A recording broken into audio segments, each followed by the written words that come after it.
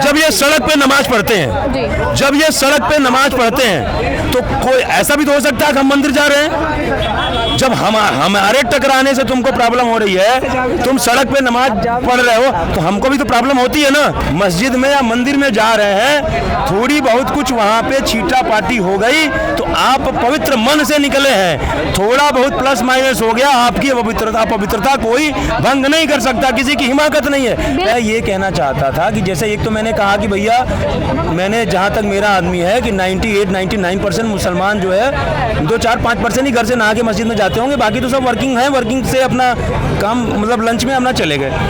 तो जो मिट्टी का काम कर रहे हैं, जो मजदूरी का काम कर रहे हैं, वो तो नहा के नहीं जाते, उनके तो कपड़े चेंज नहीं होते, पहली बात। तो वो तो वहाँ तो पानी देखते नहीं कि कौन सा पानी, कौन सा छींटा पड़ गया, जो इनको पानी की प्रॉब्लम हो रही है, पहली बात।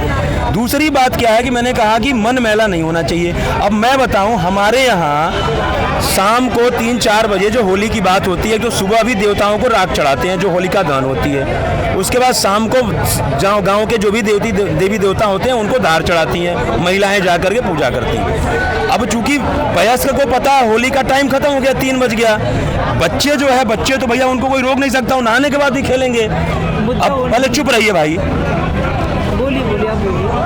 लेक्चर देने से खाली कुछ नहीं होता, चुप रहिए।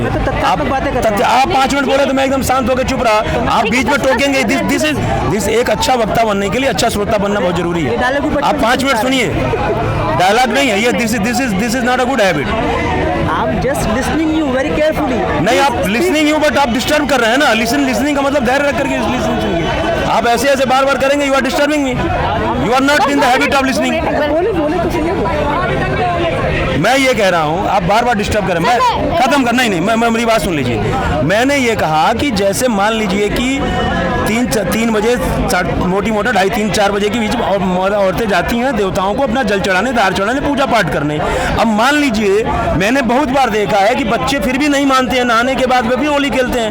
अब मान लीजिए कि यदि बच्चे, मैंने ये देखा है कि बच्चों आपस में रंग खेल रहे हैं, कोई लेडी जा रही है, उसको रंग पड़ जाता है, लेकिन वो जा करके कपड़े चेंज नहीं करती है, वो दोबारा नहीं नहाती है कि हमारा कपड़ा खराब हो गया, हम अपवित्र हो गए, वो उसी पोजीशन में जा करके पूजा करती है। तो मेरा यही कहना है, यदि आप अपने घर से निकल गए या ठान करके कि हम मस्जिद में या मंदिर में जा रहे हैं, थोड़ी बहुत कुछ वहाँ पे छीटा पाटी हो गई तो आप पवित्र मन से निकले हैं, थोड़ा बहुत प्लस माइनस हो गया, आपकी पवित्रता कोई भंग नहीं कर सकता, किसी की हिमाकत नहीं है।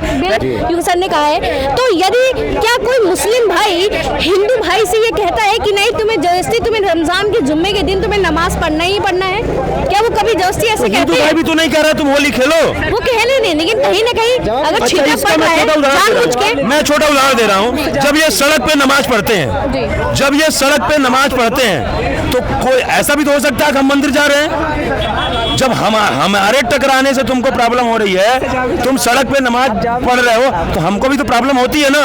हम कोऑपरेट करते हैं ना, 10-15 मिनट 20 मिनट तुम नमाज पढ़ते हो, हम खड़े होते हैं ना, पुलिस वाले ट्रैफिक को रोक देते हैं ना, हम तो कोऑपरेट करते हैं, क्या तुम कोऑपरेट नहीं कर सकते? और दूसरी बात है, कोई जानबूझ के तो नहीं तुमको रंग डालेगा।